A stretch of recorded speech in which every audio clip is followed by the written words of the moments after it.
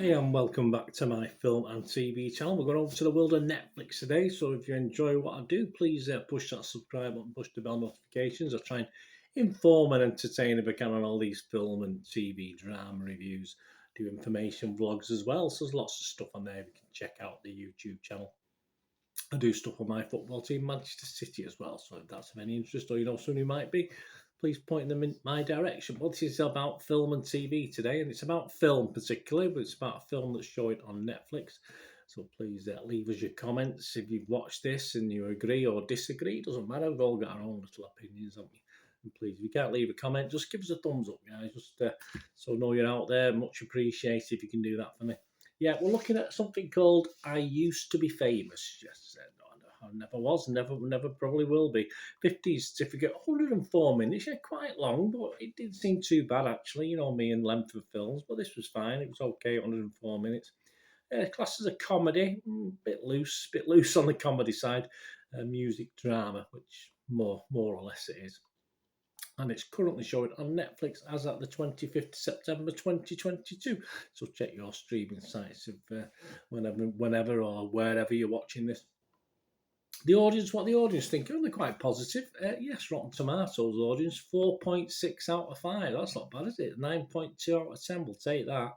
If you look at the positivity rating, 9 out of 10 people said they liked it. So that's all we can ask. Internet Movie Database, the other site we look at, over 3,000 scores and reviews on there. 6.7 out of 10. So again, a good score.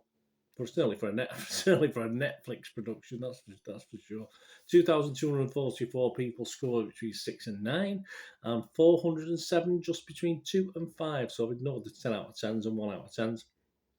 And that's an 85% positivity. So not far down on the Rotten Tomatoes audience. And this stars Ed Skrein, Leo Long, and Eleanor Batsura in this. And it's about Vince. Yeah, it follows Vince, a desperate former pop star. Yeah, a bit like the old Bros or the old Take That in the day, who dreams of making a comeback. Yeah, an impromptu jam session with autistic young drummer Steve Sparks. An unexpected friendship between the two misunderstood musicians evolves, and yeah, overall there's no shame in it. It's a feel-good movie with little hiccups along the way, which is normal formula for this sort of film. Of course it is.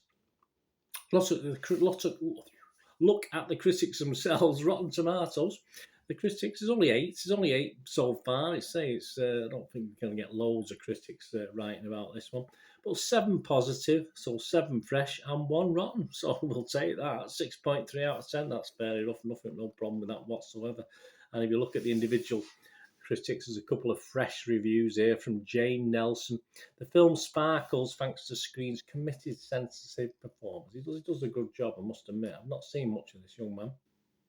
Andy Lee, he said, the plot is predictable, but Skrein keeps us rooting for the wounded but big-hearted Vince. He certainly does. He's rooting for all of them, really, from the mums to the lads to everybody, even the people who work in the pubs and the bouncers. Even the bouncers.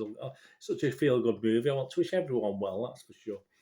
Glenn Kennett from the New York Times, he gets 60 out of 100. So that's not bad, is it? He said, it's all pretty predictable. It is.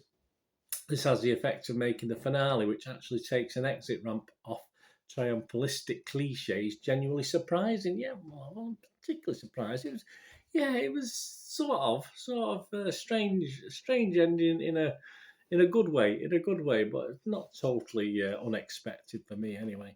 The Guardian's Leslie Felpering gave it 60 out of 100 as well, and said this schematic but sweet-natured comedy drama drives down a narrative track straight and comfortingly predictable as an episode of Thomas the Tank Engine. There you go. Yeah, I love Thomas the Tank Engine, so I don't love this, but I like it. I like it a lot. So well put, Leslie. Very, very good. That's a good way of putting it. And my final thoughts, guys, before we go on this. There's never anything wrong with a feel-good movie. There's certainly not in these times at the moment. We're all worrying about. Well, some of us are worried about money and paying the next gas, electric bill, etc., etc. As inflation is going through the roof, etc. But there's nothing wrong with a feel-good movie. Helped, of course, by instantly likable characters. I don't think I'm pushed to dislike anyone in this. I've watched a couple of films recently where I've hated all the characters, but it's nice to at least invest in most of the characters in this, and certainly in the main protagonists in this as well.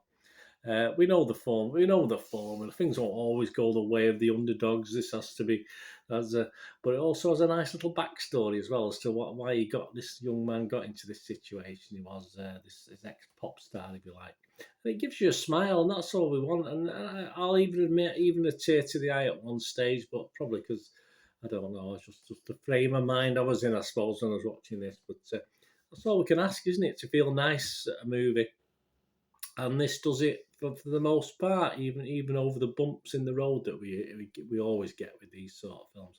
Yes, we've been here before, of course we have. But what? So what? Three cheers for a happy ending. That's all I can say at this point in time. Perhaps I'm at a low ebb, guys. Perhaps it caught me at the right time. But most people are positive like me on it, so I don't think I'm too far out from the majority on this one. So yeah, 6.5 out of 10. Get and watch it. Cheer yourself. Cheer yourself up. The music isn't brilliant. A couple of the songs are okay. Some of the tunes are a bit bland, but not too bad. Not too bad considering there's probably a couple of original tunes in here as well that I've certainly not heard before. Thanks for watching, guys. Please, until we meet again, that's one thing, don't we? Please stay safe, everyone. Bye for now.